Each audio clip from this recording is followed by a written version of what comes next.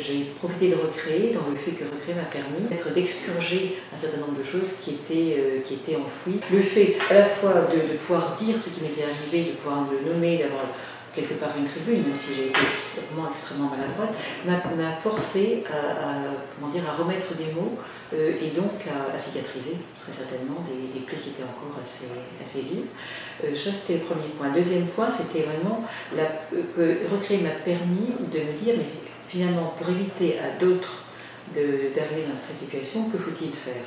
Et comment peut-on structurer une action vis-à-vis de tiers dans la semaine ou les 15 jours ou le mois qui précèdent le dépôt de bilan, de façon à leur permettre d'être dans la meilleure position pour savoir ensuite ce vers quoi ils vont aller. Et définir si oui ou non ils doivent jeter l'éponge ou s'ils ont une chance vraiment de rebondir. Je pense que les colloques aident des entrepreneurs qui sont en situation de fragilité, d'entendre un écho et de se dire tiens mais là peut-être que je peux poser des questions, peut-être que je peux avoir des réponses. Et les ateliers aident d'une autre façon puisque là je dirais le cercle est beaucoup plus restreint et les personnes peuvent évoquer concrètement l'ensemble de leurs difficultés. Je pense que ça aurait été plus qu'utile de pouvoir échanger avec des tiers ayant connu exactement le même genre de situation.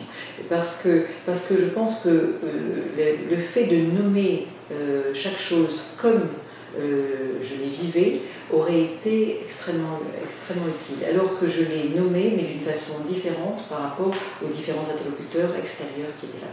Dans le cadre de ces ateliers, on peut vraiment appeler chacune des difficultés par son nom tel qu'on le ressent.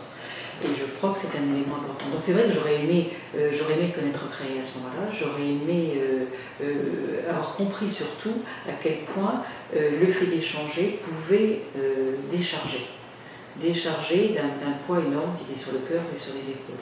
Ça ne change pas forcément le quotidien avec ses difficultés, mais ça change complètement la façon de le vivre et de se dire finalement je ne suis pas seule, d'autres personnes partagent et vivent le même genre de difficultés à la même période, et à plusieurs, on est plus fort pour faire changer cette spirale dans laquelle on a été enfermé. Et je crois que c'est là-dessus qu'il y a une approche Recréer qui est intéressante, c'est que non seulement il y a l'aide dans le vécu de la difficulté, au moment où on la vit, c'est-à-dire on est dans la période d'observation, qu'est-ce qui se passe, comment est-ce que ça se passe, qu'est-ce qu'on a comme possibilité, qu'est-ce que l'on peut demander à un administrateur judiciaire, à un mandataire, quel est notre degré de liberté par rapport à tout cela. Donc ça, cet échange-là, pendant cette période, est extrêmement important. Mais il y a ensuite, après, comment bâtir un plan de continuation, qu'est-ce que l'on peut mettre et qu'est-ce que l'on doit mettre derrière pour être sûr de le réussir.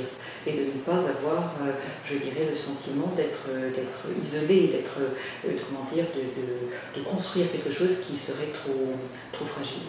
Donc ça, je pense que c'est ce que j'aimerais dire. C'est-à-dire ce double apport qu'apporte Recréer, l'apport vis-à-vis de la situation difficile quand on est dedans, et vis-à-vis de la possibilité d'imaginer un futur et de le construire et de le bâtir avec des outils qui soient intelligibles par tous.